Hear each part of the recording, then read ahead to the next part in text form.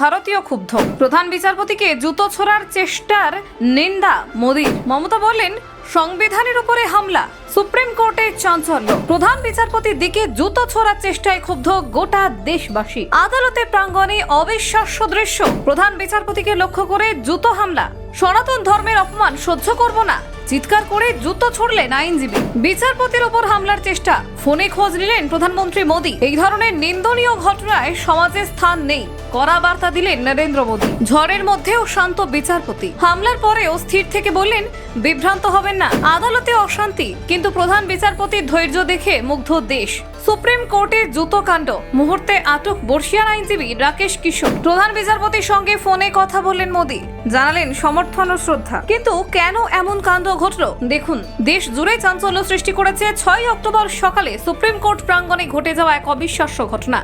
দেশের প্রধান বিচারপতি বি.আর. গগৈকে লক্ষ্য করে এক আইনজীবী জুতো ছুঁড়ে মারার চেষ্টা দেশবাসীর মনে গভীর ক্ষোভ ও উদ্বেগ সৃষ্টি করেছে।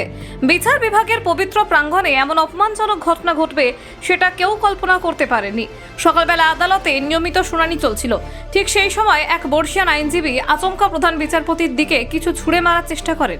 প্রত্যক্ষদর্শীদের কেউ কেউ দাবি করেছেন তিনি জুতো ছুঁড়েছিলেন, আবার অনেকে জানিয়েছেন সেটি ছিল কাগজের বান্ডিল। ঘটনাটি ঘটে মুহূর্তের মধ্যে, কিন্তু আদালতের নিরাপত্তা কর্মীরা দ্রুত ব্যবস্থা নিয়ে ওই আইনজীবীকে আটক করেন। ঘটনার সময় ওই ব্যক্তি চিৎকার করে বলতে থাকেন, সনাতন ধর্মের অপমান সহ্য করব না। তার আচরণে উপস্থিত আইনজীবী এবং বিচারপতিরা হতভম্ব হয়ে যান। পরে জানা যায় ওই আইনজীবীর নাম রাকেশ কিশোর। ঘটনার গুরুত্ব বিবেচনা করে বার কাউন্সিল দ্রুত তার ওকালতির লাইসেন্স স্থগিত করে দেয়।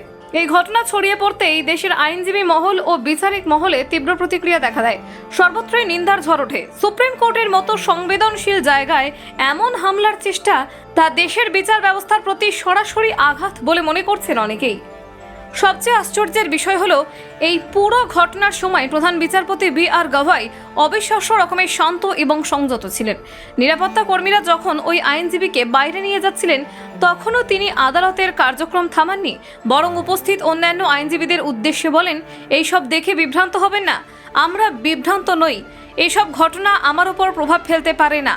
বিচারপতির এই স্থিরতা এবং পেশাদারিত্ব অনেকের মন জয় করেছে।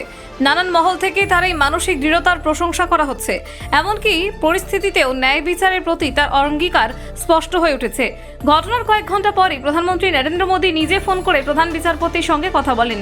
তিনি এক্স হ্যান্ডেলে পোস্ট করে লেখেন, সুপ্রিম কোর্টের প্রাঙ্গণে তার উপর হামলা প্রত্যেক ভারতীয়কে ক্ষুব্ধ করেছে, এটি অত্যন্ত নিন্দনীয়। মোদী আরও বলেন, আমাদের সমাজে এই ধরনের নিন্দনীয় কাজের কোনো জায়গা নেই।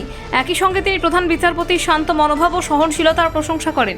তার বক্তব্যে উঠে আসে, এমন পরিস্থিতির মুখে বিচারপতি গগৈ যে সংযম ও স্থিরতা দেখিয়েছেন তা ন্যায় বিচারের মূল্যবোধের প্রতি তার অঙ্গীকারকে প্রতিফলন করে। Bureau report, news prime Times.